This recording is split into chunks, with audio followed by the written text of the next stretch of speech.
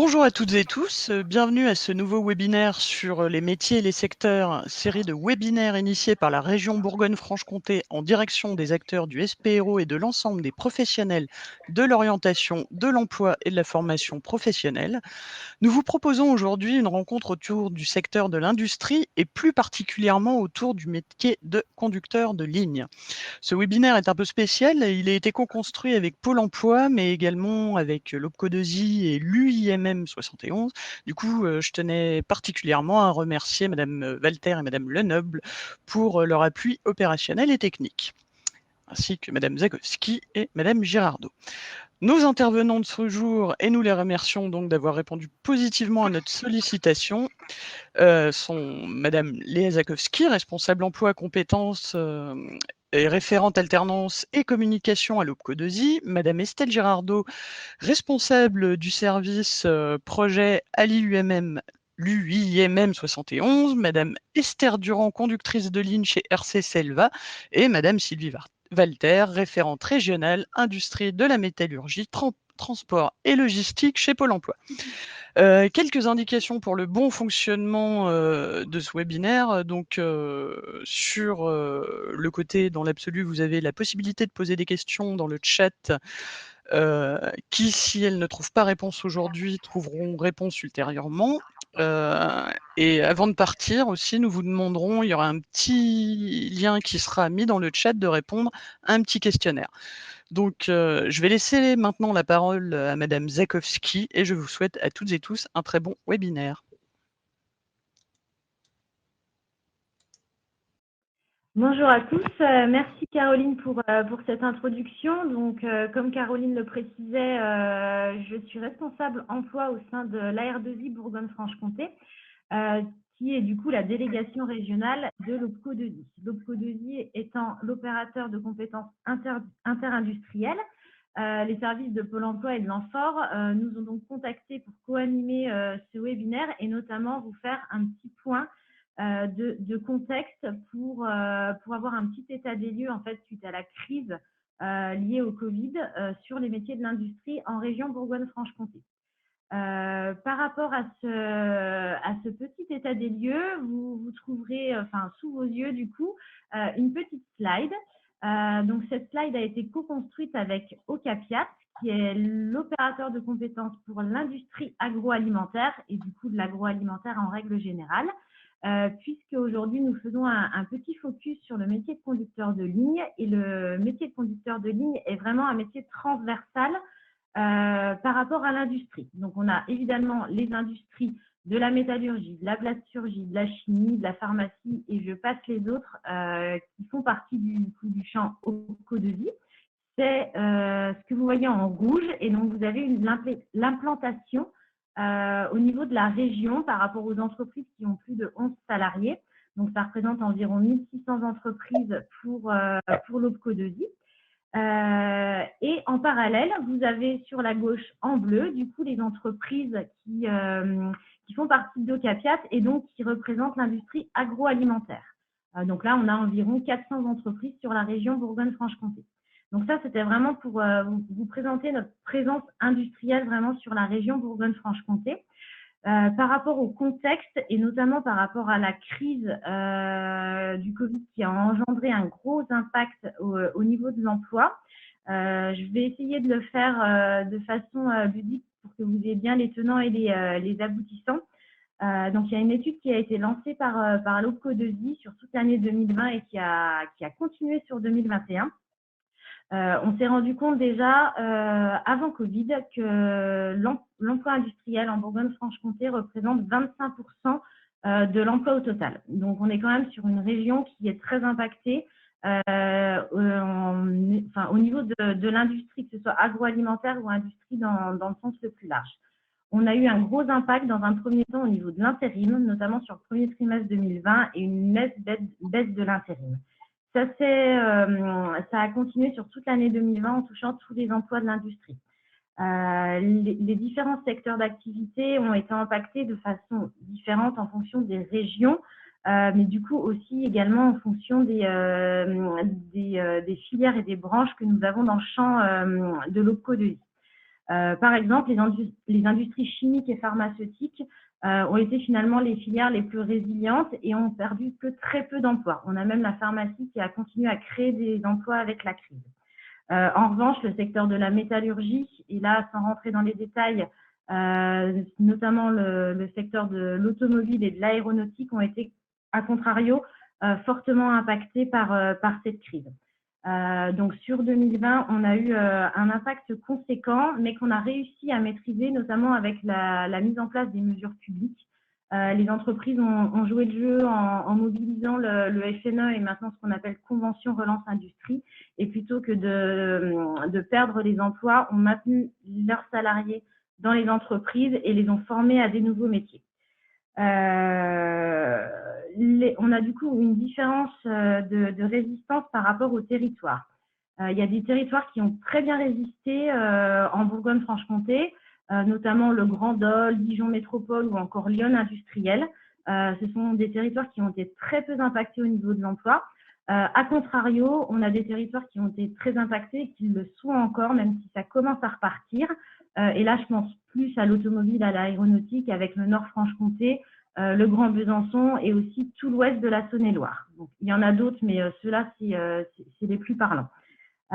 Comme je vous disais, du coup, grâce au FNE, à la Convention Relance Industrie qui a été signée par l'OPCO2I et aussi grâce à tous les dispositifs de diagnostic et d'accompagnement sur lesquels se sont mobilisés aussi les UIMM parce que la métallurgie a été fortement impactée, les entreprises ont réussi en fait à, on va dire, limiter l'impact de la crise et du coup se sont mobilisées, se sont réorganisées au sein de leur structure pour aller chercher de nouveaux marchés. C'est ce qui leur a permis de conserver un petit peu les emplois sur 2020. Depuis début 2021, je pense que vous le voyez aussi à votre niveau, notamment pour les services de Pôle emploi, on a une reprise qui s'intensifie, qui s'est vraiment intensifiée sur le second trimestre et qui continue de s'intensifier, à tel point qu'on n'avait pas forcément prévu une reprise aussi rapide de l'emploi et du coup des besoins de recrutement des entreprises industrielles en règle générale. Donc là, je ne vais pas m'avancer sur la partie OCAPIAT parce que je n'ai pas les données, donc je reste surtout sur les entreprises qui font partie du champ OPCO2I. Mais on se retrouve avec une réelle problématique, c'est-à-dire que les entreprises ont besoin de recruter sur des métiers en tension, mais derrière, on n'a pas de main-d'œuvre. Donc la réalité aujourd'hui, elle est là. On a des entreprises qui ont un carnet de commandes très important, avec des gros besoins de recrutement. Il faut quand même savoir que, en règle générale, sur les entreprises de l'OPCO2I, en moyenne, on est sur 96% des contrats qui sont en CDI. Donc, le besoin, il est là. Ce sont des besoins à long terme et que les entreprises veulent pérenniser. Voilà un petit peu où on en est au niveau du contexte. Donc, on est vraiment passé d'une situation où les emplois étaient menacés à une reprise très, très rapide que personne n'avait anticipé, même pas les industriels. Et aujourd'hui, on se retrouve dans une situation où on a énormément besoin de recrutement. Les entreprises ont besoin de recruter sur des métiers où il y a besoin de compétences, notamment celui de conducteur de ligne. Donc voilà pour le petit point de contexte. Je ne sais pas s'il y aura des questions a posteriori. Je l'ai vraiment fait dans le plus simple possible pour pas vous charger avec trop de stats. Mais voilà un petit peu où on en est en Bourgogne-Franche-Comté à l'heure actuelle.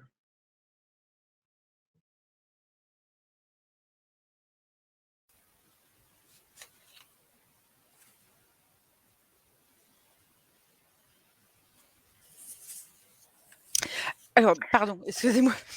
Bonjour à tous, donc Sylvie Walter, chef de file, industrie BFC, Pôle emploi. Donc aujourd'hui, on est là pour le métier donc conducteur de ligne qui est un des premiers métiers en tension, je dirais au niveau, local, territorial, régional, national. C'est aussi pour ça qu'on a choisi, de commencer par ce métier. C'est un métier qui s'exerce, dans toutes les activités de l'industrie, donc il sera aussi différent selon la société et l'activité de la société. Donc aujourd'hui, vous pouvez entendre plusieurs appellations du conducteur de ligne. Un conducteur de ligne, ça peut aussi être un pilote de ligne, ça peut aussi être un conducteur ou pilote d'îlot ou d'installation, etc. On en revient malgré tout au même métier. C'est un métier dynamique, varié, enrichissant. Donc, pour vous présenter déjà un petit peu ce métier, nous vous proposons une petite vidéo généraliste qui a été tournée chez Renova, qui va vous montrer la diversité des missions de ce métier et les conditions d'accès, d'environnement, les attendus, et cetera. Voilà, donc on se retrouve après.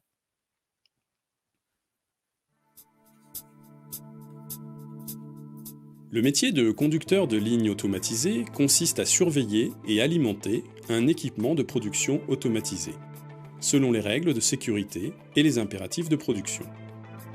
Ce métier est accessible avec un diplôme de niveau CAP-BEP à bac. Il est également accessible sans diplôme ni expérience professionnelle, les entreprises se chargeant de la formation. Renova France, c'est une société qui s'est installée à Saint-Yor en 2015. C'était une ancienne laiterie et aujourd'hui c'est une usine de transformation de papier tissu avec l'objectif de fournir toute la France à partir de Saint-Yor. Un conducteur de ligne, ici, chez nous, il cherche à améliorer et à optimiser les process de fabrication, de transformation de papier. Il est occupé en train de surveiller le bon fonctionnement de la ligne, la qualité de produit qu'on est en train de faire, et cherche à améliorer la production et à diminuer le temps d'arrêt. Aujourd'hui, ils sont responsables tout seuls pour garantir que les machines fonctionnent bien 24/24.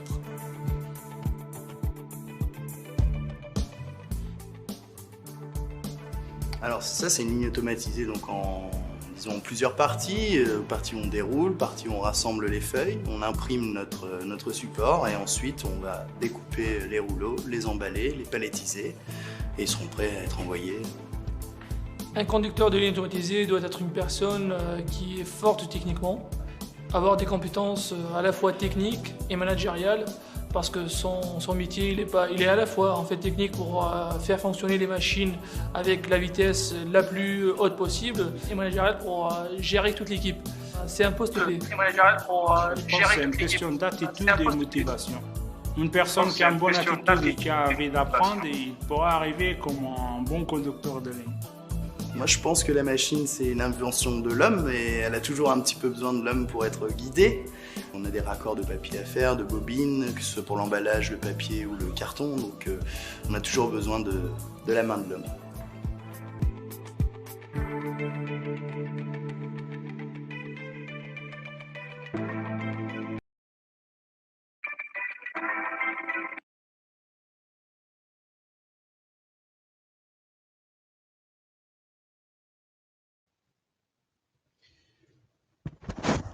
Du coup, on va enchaîner. Après, il y avait une petite vidéo qui était censée présenter l'entreprise Caisse Métal. Donc, Charlotte, si tu veux bien lancer la vidéo sur justement toujours le métier de conducteur de ligne. Caisse Métal FWF est une fonderie d'acier qui emploie une centaine de personnes qui est installée à Sainte-Suzanne, dans le Loup. L'entreprise produit des sellettes d'attelage pour 80% de son volume. La fonderie est un vieux métier, mais FWF s'est modernisé depuis des années et continue en fait à mettre en place des projets d'amélioration pour ses process et pour ses équipements. Et notamment, on robotise beaucoup, par exemple, des tâches manuelles de manipulation de pièces qui sont réalisées dans l'atelier de finition. Aujourd'hui, on recherche des conducteurs de ligne, appelés chez nous pilotes d'installation, pour conduire en fait ces équipements qui sont pour la majorité d'entre eux automatisés voire robotisés. Le pilote d'installation a en charge le lancement, le contrôle de diverses installations composées de 2 grenailleuses, d'un four de traitement thermique, d'une cellule robotisée et évidemment les convoyeurs qui y sont associés. Il doit vérifier le bon fonctionnement des installations en contrôlant les différents paramètres établis. Il réagit en fonction des messages d'erreur observés et traiter les aléas, soit en autonomie, ou avec l'aide de son responsable d'équipe et le service de maintenance avec qui il est en relation directe. Le poste offre une grande autonomie aux salariés. Il est composé d'un panel de tâches qui est très varié, avec une acquisition certaine de compétences dans les domaines de la robotique et de l'automatisme.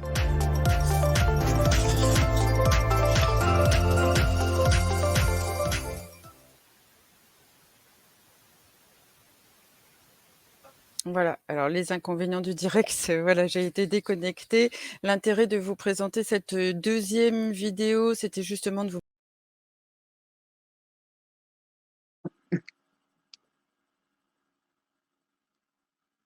C'est ce qu'on appelle vraiment les inconvénients du direct. Donc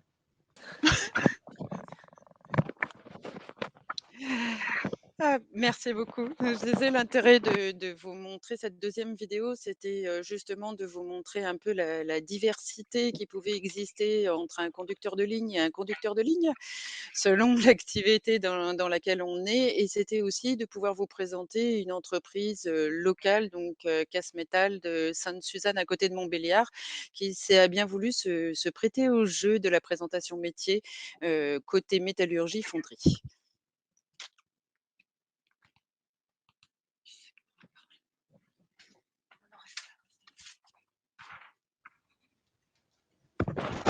Micro. Du coup, on a invité aujourd'hui Esther Durand pour nous présenter ce métier. C'est Estelle Girardot de l'IUMM qui va effectuer cette petite interview. Très bien, alors je vais prendre le relais. Bonjour à toutes et à tous, et puis bonjour Esther. Bonjour. Tout d'abord, moi je tiens au nom de l'UMM Bourgogne de vous remercier d'avoir accepté de vous prêter à ce jeu et puis de répondre à nos quelques questions. L'idée, c'est que vous puissiez parler de votre parcours professionnel et de votre projet, de ce que vous êtes devenu en quelques minutes et en quelques mots. Ça vous convient ? C'est parfait. Alors, déjà, tout d'abord, qui êtes-vous, Esther ? Et puis, quel emploi est-ce que vous occupez à ce poste et dans quelle entreprise vous vous trouvez à ce jour ? Donc, moi, je m'appelle Esther Durand, j'ai 47 ans. Donc, j'ai un parcours professionnel, disons, un petit peu varié, pas tant que ça, parce que je n'ai pas occupé beaucoup de postes, notamment beaucoup dans l'agriculture. Et donc après, j'ai bifurqué sur une formation à l'UMM de conduite de ligne. À l'heure actuelle, je suis chez Selva RC. C'est une entreprise qui fabrique des composants électroniques, des circuits électroniques complets. Donc là, je suis toujours en formation. Donc je suis opérateur pour l'instant, opérateur de ligne. Donc, je suis en formation interne, 6 mois, normalement encore 6 mois après, pour après être conducteur de ligne. D'accord. Alors, pour qu'on puisse peut-être s'y retrouver, est-ce que rapidement, vous pouvez nous expliquer votre parcours professionnel ? Vous avez parlé de l'agriculture, c'est-à-dire, est-ce que quel type de diplôme vous avez peut-être obtenu auparavant, quel type de métier, et puis qu'est-ce qui vous a conduit à un moment à ce projet de reconversion et pourquoi arriver sur ce projet de conduite de ligne ? Donc l'agriculture, non, c'est venu tout à fait par hasard. J'ai aucun diplôme du tout. J'ai appris sur place.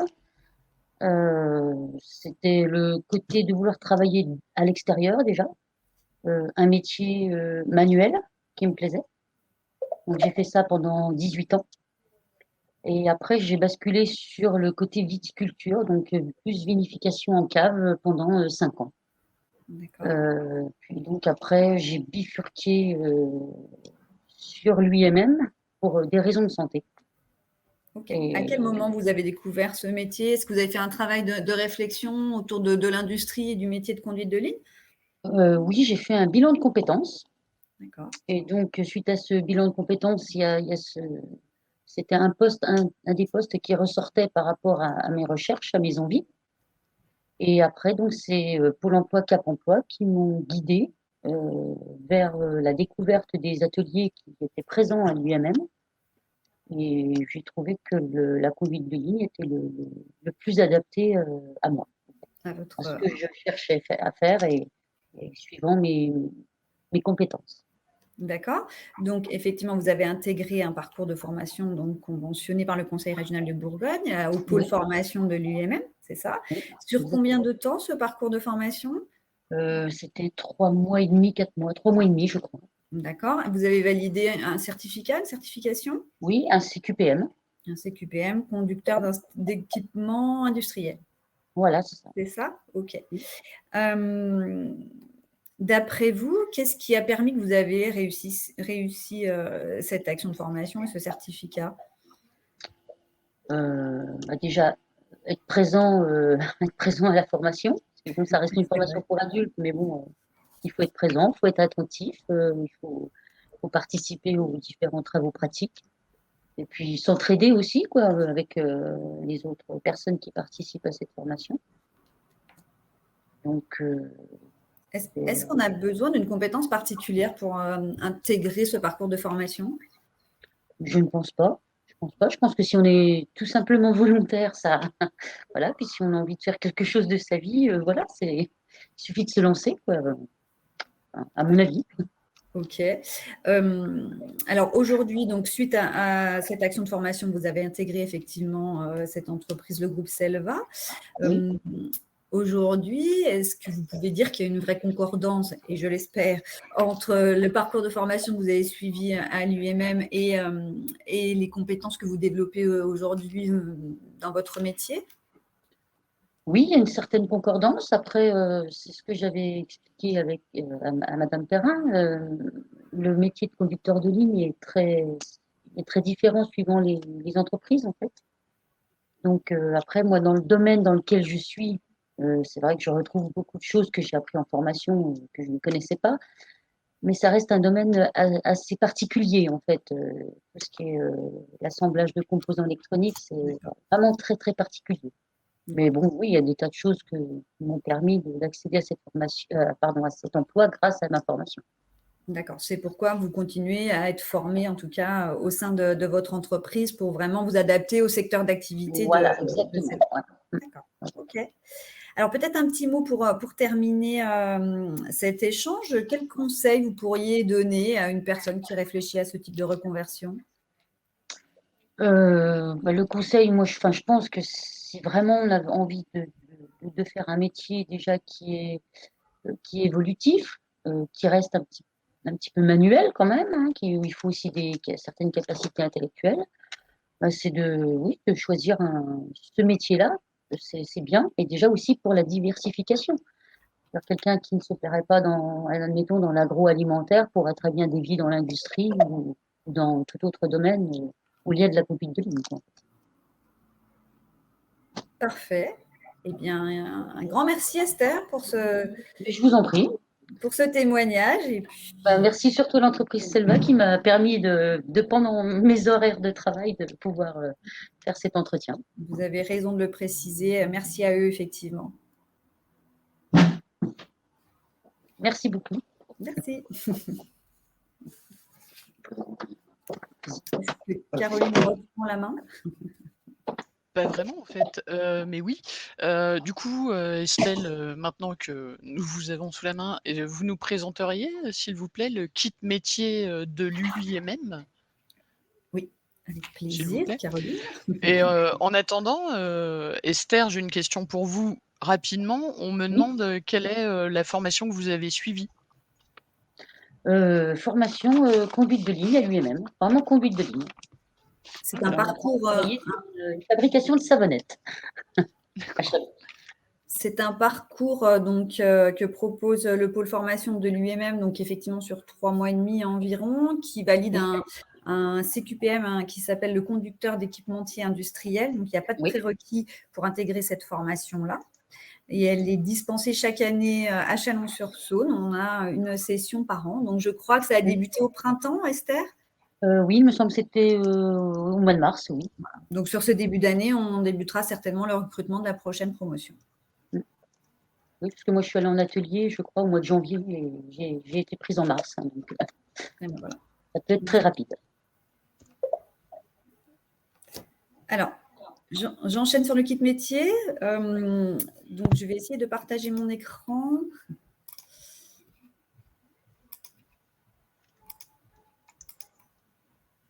Voilà, j'espère que vous avez accès à cette page. Donc, peut-être que certains d'entre vous connaissent le kit métier version 1. Donc, voici le kit métier version 2. L'outil a été effectivement reconfiguré, revu largement. Donc, il est proposé, donc, cet outil par la branche de la métallurgie.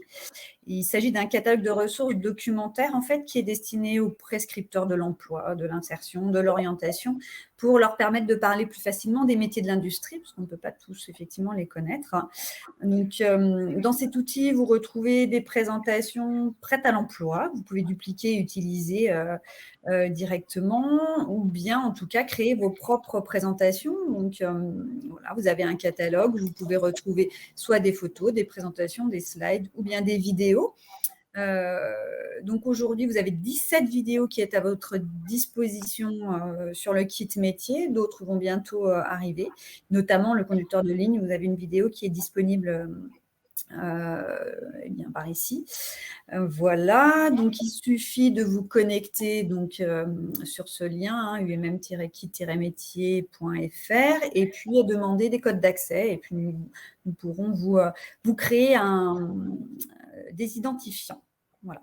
Donc cet outil a vocation à s'enrichir, et au niveau de l'UMM, en tout cas, nous allons déployer certainement des actions de formation, de prise en main en tout cas, de cet outil si besoin, pour ceux qui le souhaitent.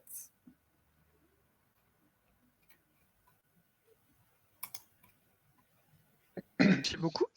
Donc, je redonne la parole à Sylvie qui va nous présenter les dispositifs, les différents dispositifs en direction, là principalement des demandeurs d'emploi, pour accéder à ce métier. Le son. Micro. Excusez-moi. Donc, j'ai choisi 3 dispositifs d'aide, les principaux chez nous pour permettre d'aller vers ce métier de conducteur de ligne. Le premier étant la FPR-POE, pour permettre la mise en place d'une formation opérationnelle, en sachant qu'aujourd'hui, en ce moment, il y a des conditions particulières pour l'industrie en termes de montant et de nombre d'heures. Ça vaut vraiment la peine de s'intéresser même au CQPM présenté par l'UIMM pour pouvoir accéder à ce métier. Le deuxième, c'est l'immersion. L'immersion, soit pour travailler un projet, une reconversion ou répondre à un besoin de recrutement. Toujours pareil, auprès de votre conseiller, donc Pôle emploi. Et le dernier, c'est le site La Bonne Compétence Pro. La Bonne Compétence Pro va servir en fait à mettre en relation les recruteurs et les stagiaires de la formation avant même qu'ils soient sortis de formation, et leur permettre d'accéder plus rapidement en fait à l'emploi derrière. Donc, une petite précision pour tous ceux qui ne seraient pas conseillés à Pôle emploi, et c'est important de donner le message qu'en fait, la personne qui cherche, qui a besoin de réponses par rapport à un projet, une reconversion ou une recherche d'emploi, qu'il passe par son espace emploi, parce que ça permet de la traçabilité en fait de sa demande, et une prise en charge beaucoup plus rapide et beaucoup plus sûre. Après, pour ceux qui ne sont pas très à l'aise en fait avec le dématérialisé, dans toutes les agences Pôle emploi, il y a des jeunes à la réception qui sont là pour vous accueillir et vous aider à faire vos demandes en direct. Voilà, tout ça, vous retrouverez ça après le webinaire. Caroline Perrin vous en parlera. Je vous repasse la main. Peut-être, j'en parlerai peut-être. Non, je plaisante. Du coup, on a un peu centralisé tous ces outils sur un petit objet, c'est un Padlet, qu'on a appelé la chouette boîte à outils. Vous retrouverez différentes vidéos, dont celle qu'on vous a présentée tout à l'heure. Le kit métier 2.0 de l'UIMM, où vous pourrez justement vous inscrire pour construire vos propres présentations, mais également l'objet qui a été mis en place, donc Cléor, où vous pouvez faire différentes recherches et par outil, on vous a mis ce que vous pourrez retrouver, c'est-à-dire des statistiques locales, des infos sur le secteur, les employeurs, le profil des postes, etc. Vous retrouverez également le document que vous a fait Sylvie sur les aides et mesures en direction des demandeurs d'emploi. On vous a également mis, vous le verrez un peu plus bas, en utilisant la molette, et c'est important d'utiliser la petite molette pour descendre jusqu'en bas. On vous a remis le site vers le lien en fort et comment rechercher, parce que je voyais qu'une des personnes demandait: y a-t-il d'autres formations Cache-Chalon? Oui. Et du coup, on vous a expliqué comment chercher. Vous avez aussi de nombreux liens qu'a mis Sylvie très gentiment à notre disposition, qu'elle a compilés sur l'alternance. Vous avez aussi également un lien vers l'Opcodosi, au Capiat. Donc voilà. À partir de là, vous pourrez retrouver par Cléor les formations initiales, enfin pas pour l'instant parce que là il y a un lien à faire, mais aussi les formations continues, que ce soit en région, hors région, et du coup affinées aussi avec le site en fort. Donc ce lien, on le mettra, je vous l'ai mis déjà dans le chat. Ensuite, pour les personnes de Pôle emploi, ce lien se trouvera dans l'intra de Pôle emploi BFC, page chef de file de l'industrie. Donc tout ce qu'on vous a dit aujourd'hui, le replay, etc., tout sera là. Et voilà. Donc je crois que je vous ai tout dit et qu'en fait on arrive au bout de ce webinaire. Il faut juste que je retrouve mon petit lien avec mon petit sondage et voilà. Donc en tous les cas, je remercie l'ensemble de nos intervenants et de nos intervenantes en fait tout court, pour leur riche intervention. Et si vous avez des questions qui n'ont pas trouvé réponse aujourd'hui, n'hésitez pas à nous les faire remonter. On les fera remonter aux personnes concernées et qui répondront sans faute. Voilà, donc je remercie tout le monde et je vous souhaite un bel après-midi et merci d'avoir assisté à ce webinaire. Merci. Au revoir tout le monde, merci. Et au prochain épisode de Technicien de maintenance. Au mois de janvier. Au revoir à tous et à toutes. Au revoir.